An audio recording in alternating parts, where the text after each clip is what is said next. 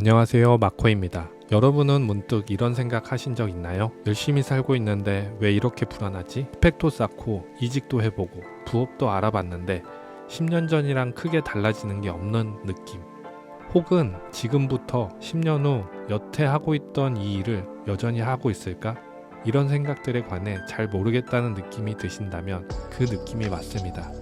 현재 사회는 시스템이 조용히 바뀌고 있어요. 오늘은 그 변화 안에서 우리는 지금 무엇을 준비해야 하는지 이야기합니다. 영상을 끝까지 보시면 자신이 지금 어디에 서 있는지 그리고 어디로 가야 하는지 알 수 있게 될 거예요. 자, 그럼 시작합니다. 한 사람을 소개할게요. 35세 직장인이고 중견기업에 10년째 일을 하고 있습니다. 연봉도 그리 나쁘지 않습니다. 성실하게 살았고 승진도 했습니다. 그런데 이상하게 요즘 들어 불안합니다. 회사에서 잘리면 어쩌나? AI가 내 일을 대신하면 어쩌지?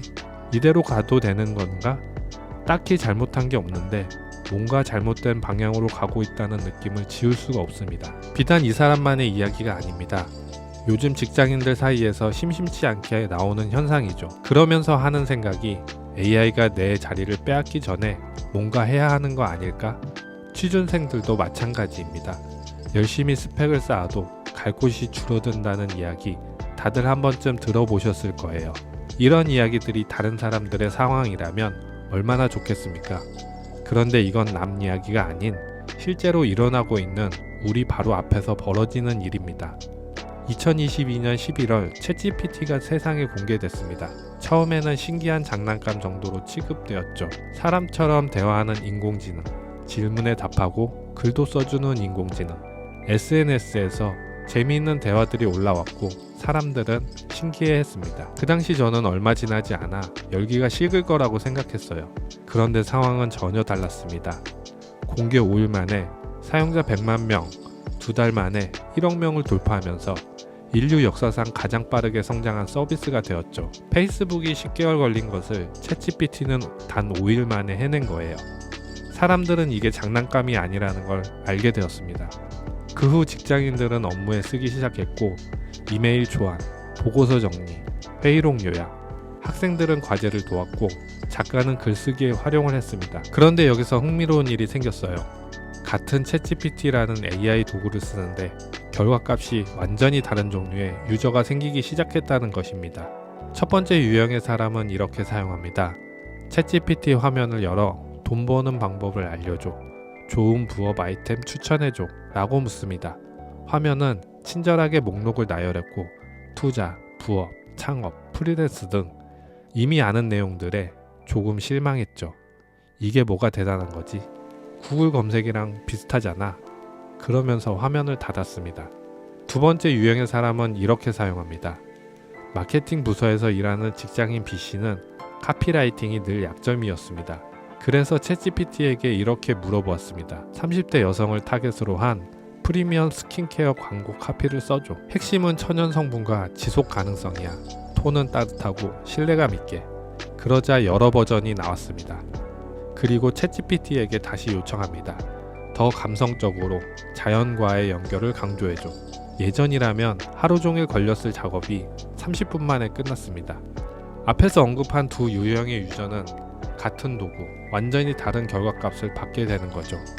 왜 이런 차이가 생겼을까요? AI는 거울입니다. 내가 던진 질문의 깊이만큼 답을 해주죠. 첫 번째 유형의 사람은 자신이 무엇을 원하는지 몰랐습니다. 방향이 불명확했거든요. 막연한 질문에 막연한 답이 돌아왔습니다. 두 번째 유형의 사람은 달랐습니다. 자신의 약점을 알았고 목적이 분명했던 거죠. 좋은 질문을 입력해서 좋은 답이 돌아왔던 것입니다. 이 차이는 앞으로 더 커질 거예요. 2026년 AI가 단순히 업무를 도와주는 수준을 넘어서고 있습니다. 요즘 많은 기업에서 들려오는 이야기는 이렇습니다. 고객 지원 부서에 10명이 배치되어 일을 합니다. 하루에 수백 건의 고객 문의를 처리했습니다. 그런데 AI 챗봇을 도입하고 나서 챗봇이 고객 문의의 80%를 자동으로 처리합니다. 그러면 10명 중 8명이 자리를 잃어버리게 되는 거죠. 단순 반복 업무만의 이야기가 아닙니다. 글쓰기, 디자인, 데이터 분석, 번역, 법률 보조, 지식 노동자들의 일 상당 부분이 자동화되고 있는 거죠. 이런 현상은 갑자기 일어나는 일이 아니에요. 조용히, 천천히 그러나 확실하게 바뀌고 있습니다. 그 결과 퇴사한 사람들이 세 가지 선택지에 놓입니다. 쉬거나, 재취업하거나, 창업시장에 진입을 하는 거죠. 정부도 이 흐름을 읽고 있습니다. 그래서 청년지원금, 청년창업 패키지, 소상공인 지원, 모두의 창업 등 정부가 창업 드라이브를 강하게 걸고 있다는 건 많은 사람들이 창업을 해야 하는 시대가 온다는 신호이기도 하죠. 그런데 창업시장은 전혀 만만한 곳이 아닙니다. 2010년대에는 가맹 창업이 폭발적으로 성장한 시기가 있었습니다. 기술 없이, 경험 없이도 브랜드만 가져오면 시작할 수 있었던 시기이죠. 시장도 커지던 때라 실제로 돈이 되기도 했습니다. 그런데 지금은 완전히 달라졌습니다. 코로나 이후 유동성이 줄고 소비가 온라인으로 이동을 했습니다.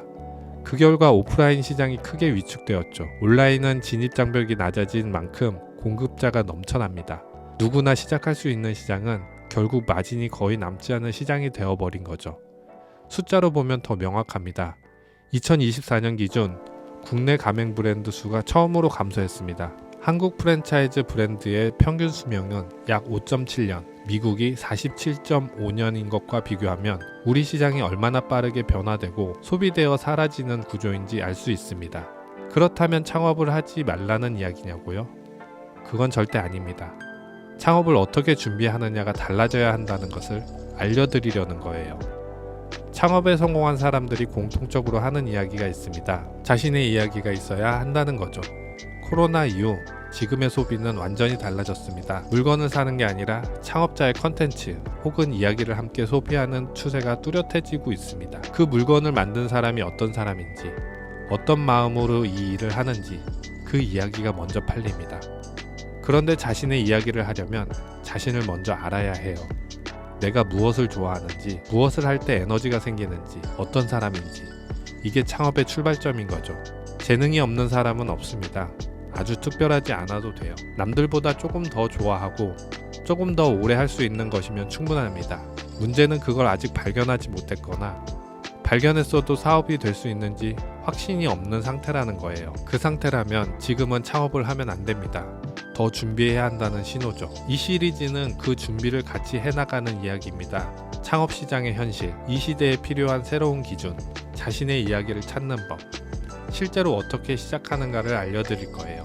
지금 직장을 다니면서 미래가 불안한 분, 취업을 준비하고 있는데 방향이 안 잡히시는 분, 창업을 생각하는데 무엇부터 해야 할지 모르는 분, 이 시리즈가 그 방향을 잡는데 도움이 될 겁니다. 영상 마무리하기 전에 한 가지 질문을 드려볼게요. 지금 여러분이 하루 종일 이야기할 수 있는 주제가 있으신가요? 그게 있다면 이미 시작된 겁니다. 만약 그게 없다면 이 시리즈가 그걸 찾는데 분명 도움이 될 겁니다. 오늘 영상 이것으로 마무리할게요. 밥 먹듯 살아갑시다. 마인드 PT 마코였습니다.